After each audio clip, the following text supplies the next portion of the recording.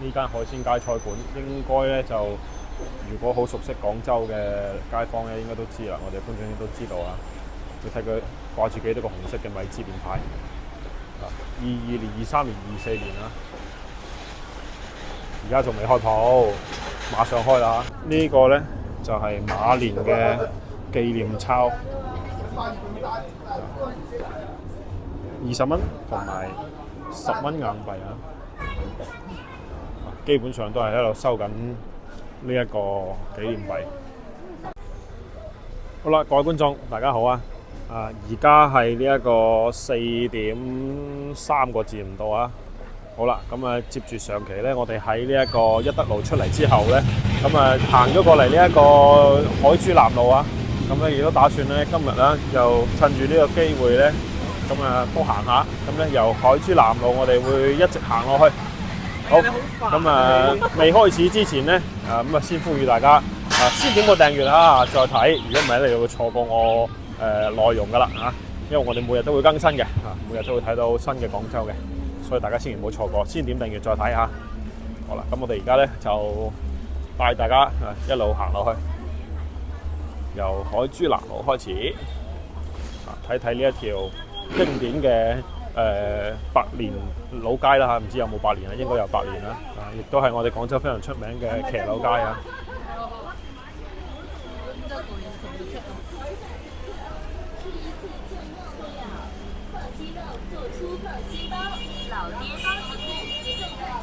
呢邊咧就真係千祈唔好開車嚟啦，因為咧開車嚟咧，你會感受到咩叫做地獄啊！好啦，然之後呢邊咧有一間係我哋而家面前睇到呢一間麵包鋪咧，其實咧都好出名嘅喎，亦都開咗好多年㗎啦。咁咧佢嘅布丁包啊，咁咧就會有好多嘅一啲遊客咧慕名過嚟食嘅。仲會有呢啲，哇，好經典啊！呢啲糖煎餅啊！我哋細個先會食嘅，已經好多年冇見過佢啦。咁佢叫精品食物啊！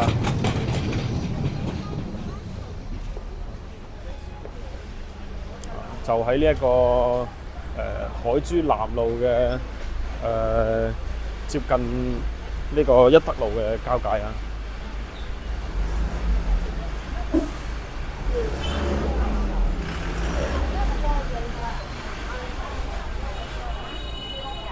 我都有段時間咧冇行過嚟啦，因為咧呢邊確實開車咧真係唔太好開跟住咧路嘅情況咧又比較地複雜啦。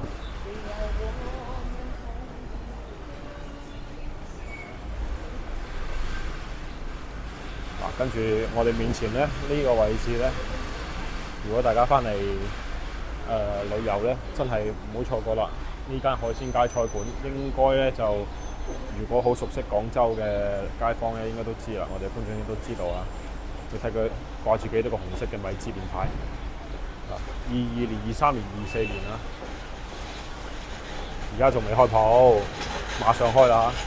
咁咧呢度咧最出名係個湯啊，個燉湯非常之抵飲。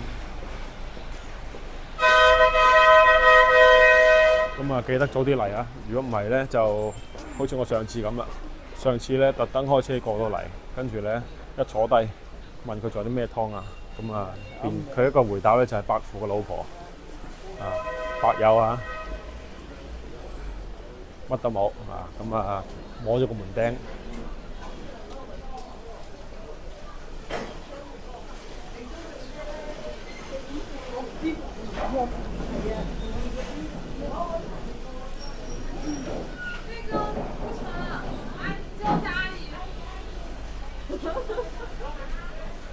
呢邊咧，其實交通咁差咧，冇辦法嘅，因為咧條路得2條車道，好窄嘅啫。咁加上咧前面一德路嗰個位置咧又多車喎，跟住又有人又多車又多，所以咧只能夠係咁樣啦。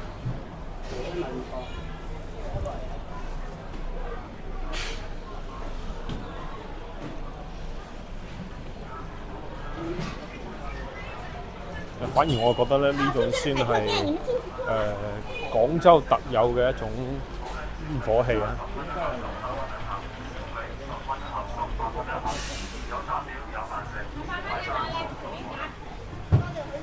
加四餸6蚊斤，招牌小火燉雞。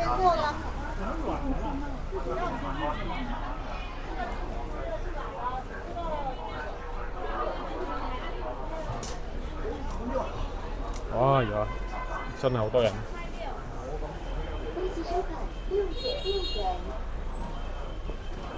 我哋睇下啦，2蚊一隻沙琪瑪，5蚊4個蛋撻。廣州物價都仲係好平嘅。咁啊，鋪頭裏邊全部都係人啦，我哋就唔入去湊熱鬧啦。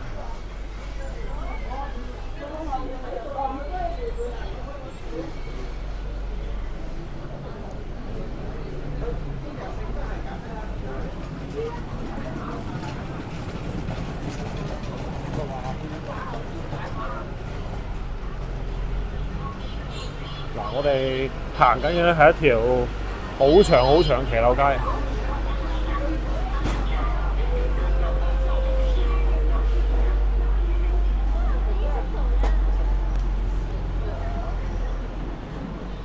然之後咧，行到呢個路口咧，我要帶大家睇一睇呢個位置咧，係一個專門賣醒獅嘅。以前咧佢唔喺呢度嘅，佢係喺海珠南嗰邊。跟住咧後邊佢唔知點解咧就搬咗過嚟呢一個呢個大新路呢邊啊。咁啊，跟住咧我哋會繼續往前行嘅，一路行落去啊。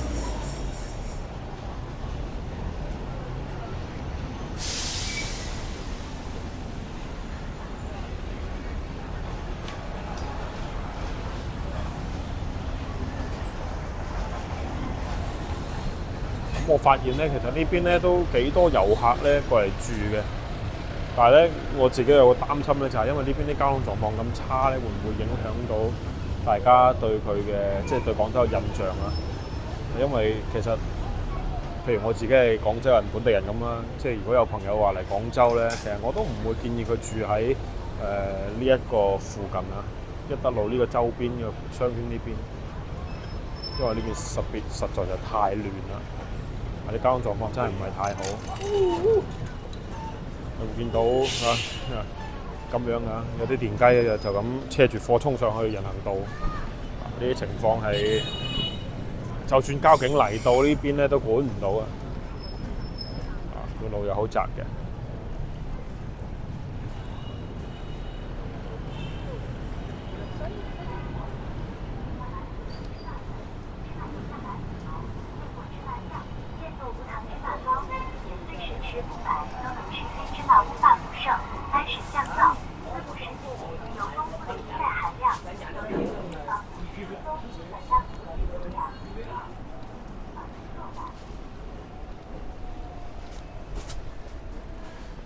可能真係準備過年啦，所以咧感覺係呢邊咧係比以前啦，即係平時咧唔過年嘅時候咧都要熱鬧得多，人係多咗好多。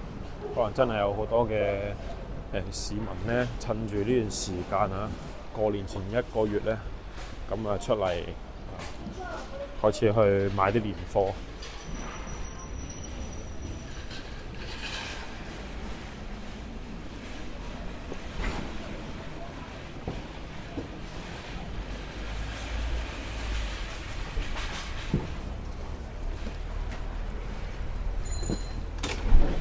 對面呢啲咧，呢啲樓咧就已經係睇起身係80、90年代嘅時候起㗎啦。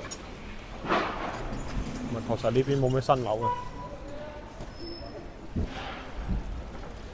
我哋行過對面啦，呢邊整路。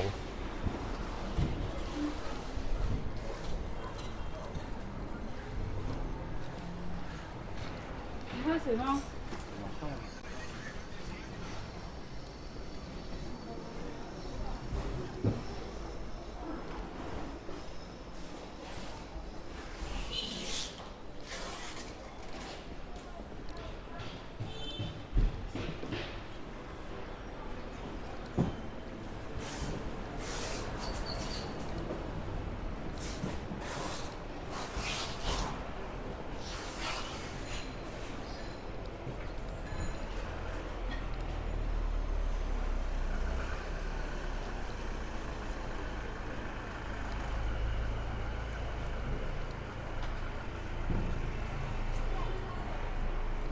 呢邊就確實真係有好多酒店啊、公寓啊咁樣喎，仲有人背鎖匙啊！之前我講啦，而家咧國內大部分人咧都後生仔咁計啊，都會將屋企啲鎖咧換成嗰個指紋鎖啊，咁所以咧呢個配鎖匙嘅業務咧，唔知道會唔會喺將來咧就式微啦。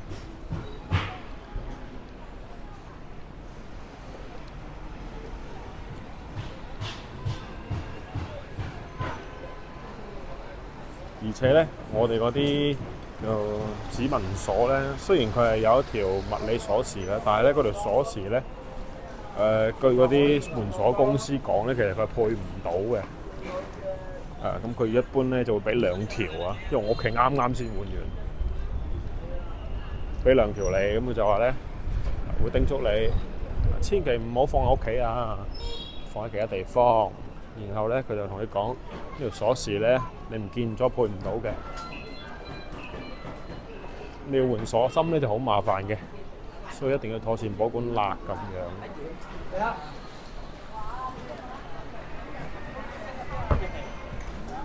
好啦，我哋過去對面啦。依度咧就已經行到海珠中路啦。咁另外呢個係咩咧？呢個就係廣東省中醫院啊。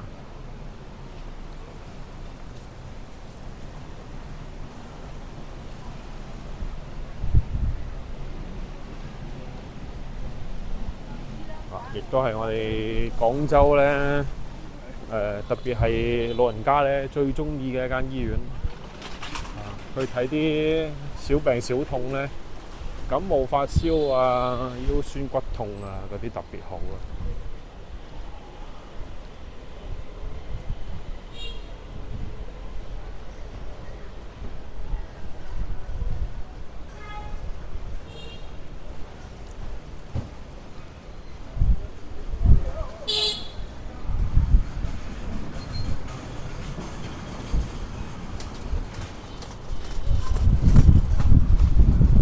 對面咧，呢啲騎樓咧應該係翻新過嘅。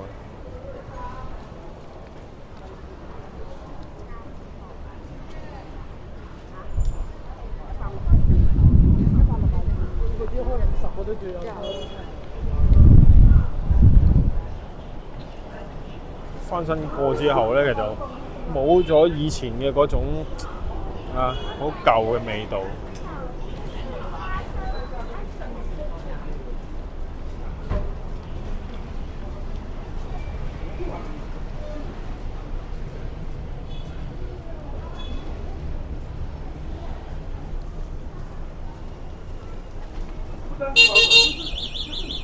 呢啲係最討厭㗎啦！行人行道咧，佢仲要啲你啲人行人咧。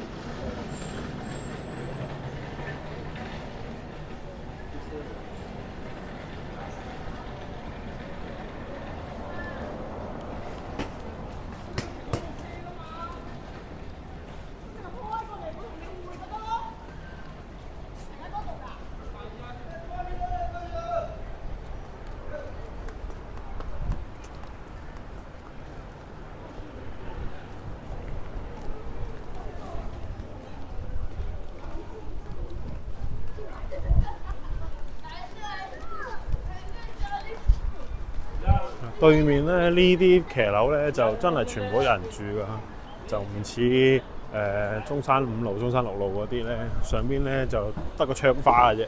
呢啲全部咧都仲有人住緊嘅。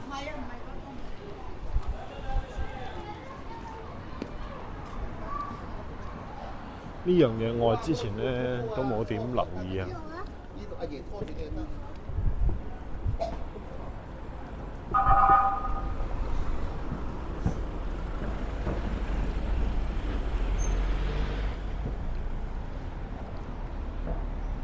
個叫老貓天地。我記得咧好耐之前啦，應該係1-2年前咧，入過去咧睇過，咁佢哋有隻貓貓咧就已經20幾歲啦。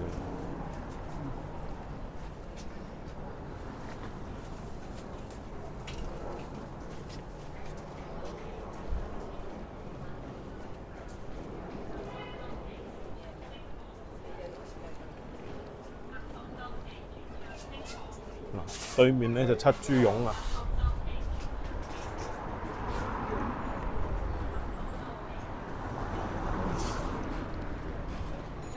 趁冇乜車過嚟睇下先。七豬絨、東起海珠中路、西至思書路。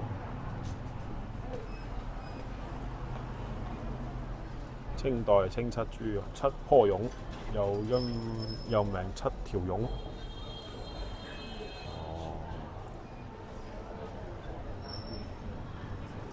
幾靚仔。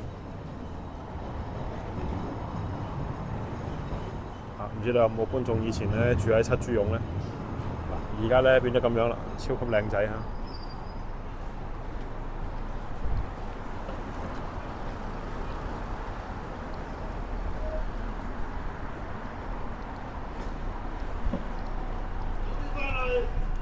打邊爐啦，老闆！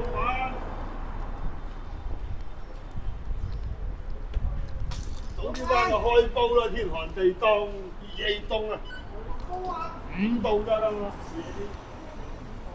喂，咩街坊啊？嗱，我哋廣州呢邊咧，生活態度就係咁噶啦。啱先路邊有一個街坊講啊，早啲翻屋企啦，天寒地凍啊，即係話咧生意可以做少啲啊，最緊要咧就係生活舒服啊，翻去咧早啲收工係做咩咧？咁啊開煲啦，打邊爐。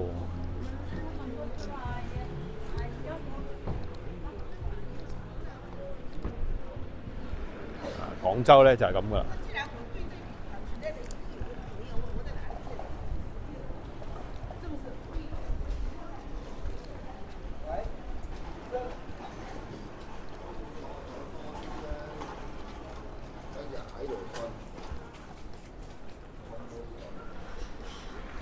呢個位置咧，可以睇下對面呢棟樓。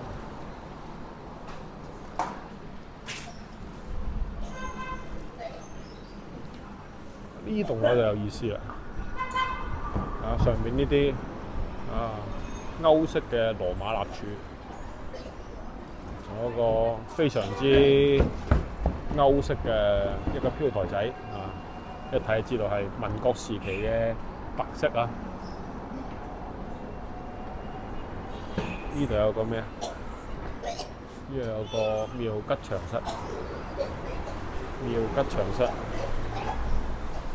亦都係文物保護單位嚟嘅喎。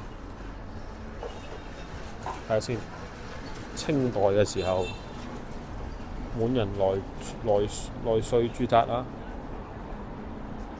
離京時，乾隆皇帝御賜觀音坐像，供於此處，又稱觀音樓。所以佢都係滿族歷史文化研究會。不過而家唔開啊。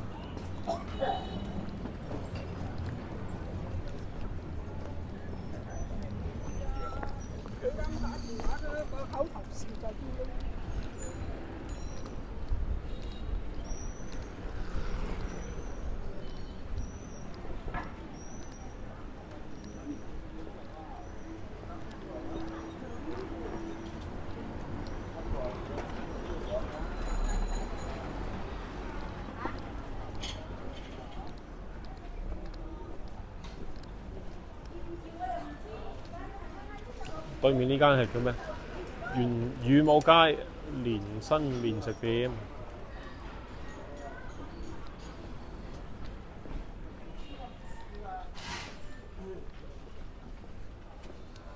羽毛街啊，好熟喎，喺邊嘅咧？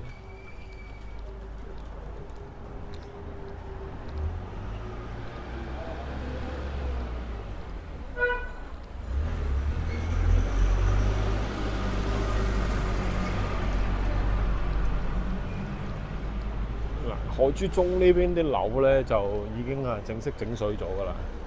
咁外立面好靚仔下嘅。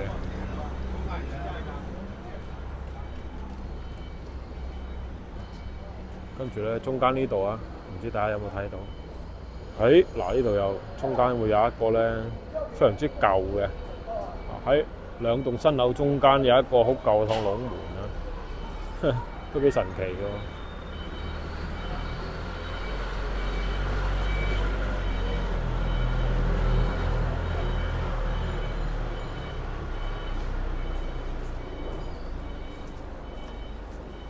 大德路長輩首選27方68萬，大概知道個價錢啦。27方68萬，即係5到3萬啦。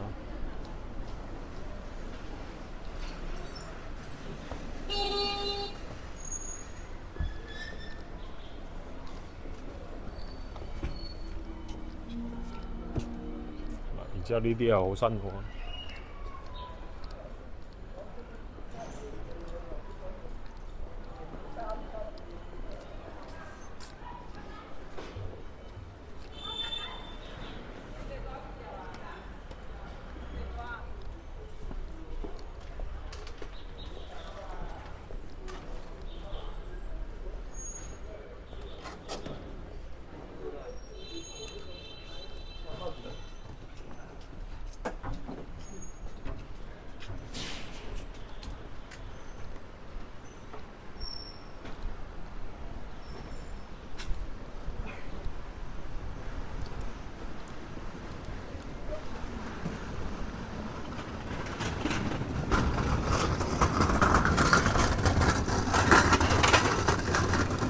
嗰個對面先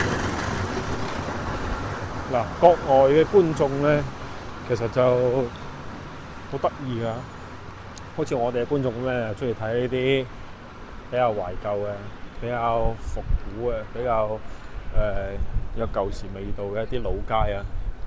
咁一啲外國嘅觀眾咧啊，即係外國人咧啊，咁佢哋咧就中意睇中國咧好科技嘅一面啊！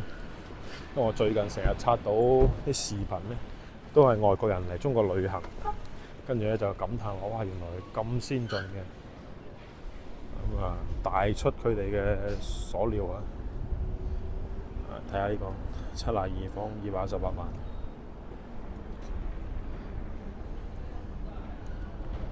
OK， 呢啲價錢比較新啊，應該算係。咁啊，都係2到3萬左右咯，一個方。呢個附近啊，呢個平唔得幾多噶啦。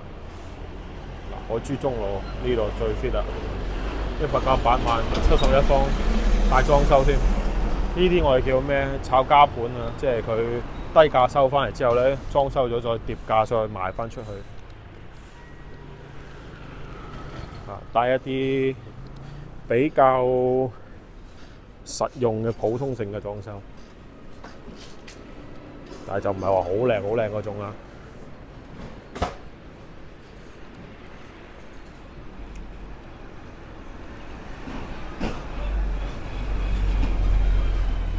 嗱，大家睇嗰個格調㗎，有一間咖啡鋪咁，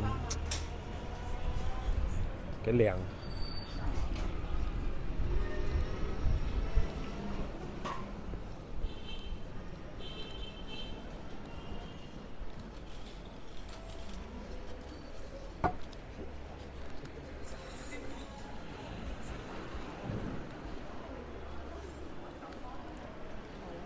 對面有間茶餐廳叫咩？蛇竇，搞笑。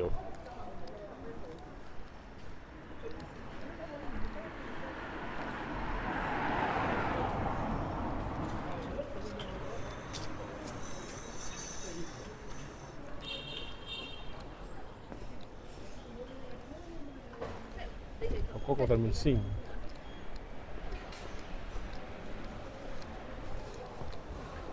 因為咧，俾呢個貓貓咖啡館吸引咗。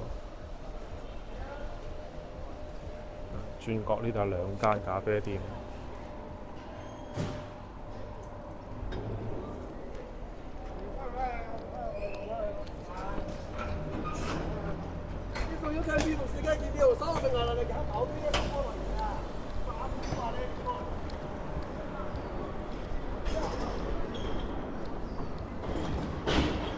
好啦，嗱咁啊，行到呢度咧，差唔多去到西門口啦。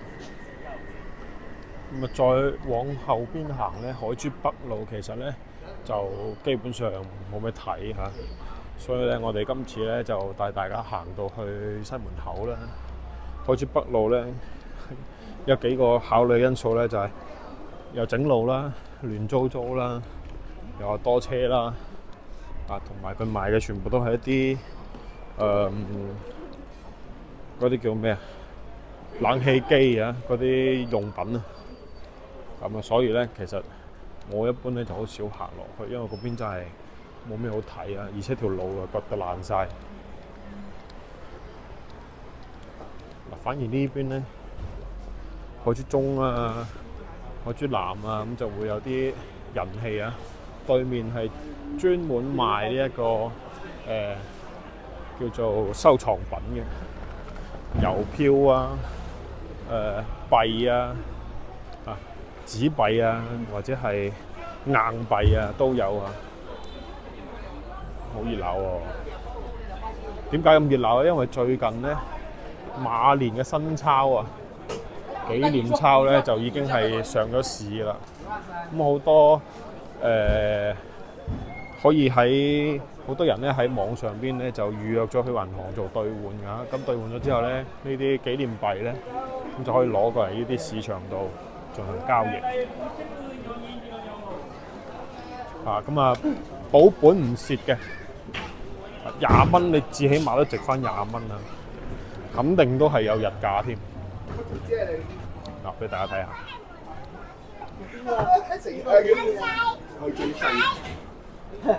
幾月嘅？你幾月份嘅？俾大家睇一睇。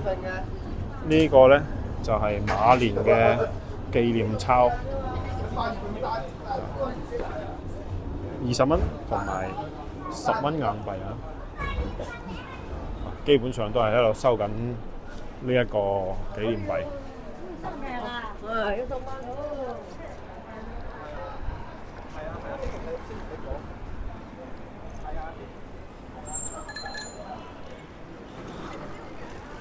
咁所以咧，平時呢度都好靜經經嘅。咁啊，呢個紀念幣上咗市之後咧，呢邊就開始熱鬧啦。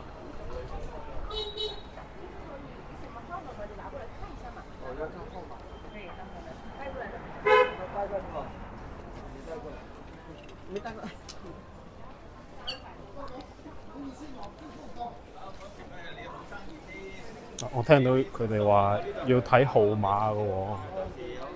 然之後咧，應該係要睇嗰啲紀念幣係咪連號，啲號碼靚唔靚？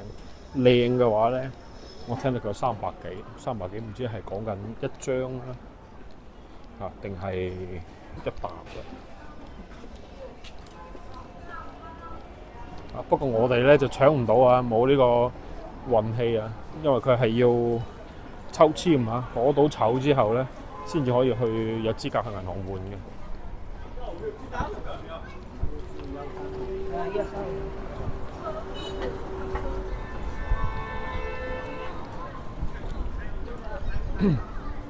好啦，嗱咁我哋行翻出嚟呢個位置咧，就係同呢一個中山六路交界啊。嗱，點解話唔帶大家行咧？大家可以睇到啦，海珠北路啊，成條路都係咁樣啊，風起嚟係整緊嘅，所以咧就真係唔係太好睇啦，有嘈又難睇啊，所以我哋就今日咧，我哋暫時咧就去到呢度啦。咁我哋過個馬路先。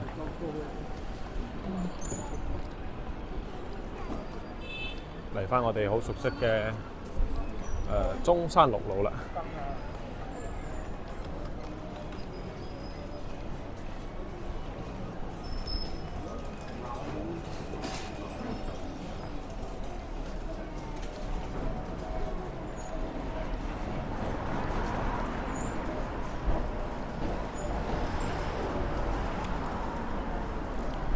好啦，咁今期視頻咧就差唔多睇晒啦。唔知大家覺得點咧？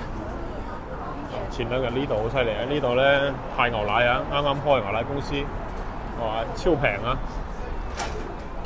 跟住咧最近佢哋咧又出咗個新品啦，叫做白切雞薑葱白切雞口味嘅牛奶，聽起身都覺得好恐怖啦。咁啊，但係咧好多人都好獵奇啊，想去試下嘅。咁咧，加上呢度啱新開張咧，咁啊好多人過嚟排隊買啊！前兩日我睇到，好啦，呢度就係中國電腦城啦。説實話，中國電腦城咧生意咧都大不如前㗎啦。好啦，咁我哋今日咧暫時睇咁多先。咁仲未點訂閱嘅話咧，記得嚇，最後都呼籲大家要為我頻道點個訂閱，否則咧你就會錯過咗我哋每日咁精彩嘅內容。好，咁啊，如果中意我視頻，亦都可以點讚之後轉發出去俾更多人知道。我哋咧每日都會帶大家出去睇廣州嘅新面貌。OK，咁我哋今期內容暫時去到咁多先，下期咧更加精彩啊！咁我哋下期再見啦，拜拜嚇。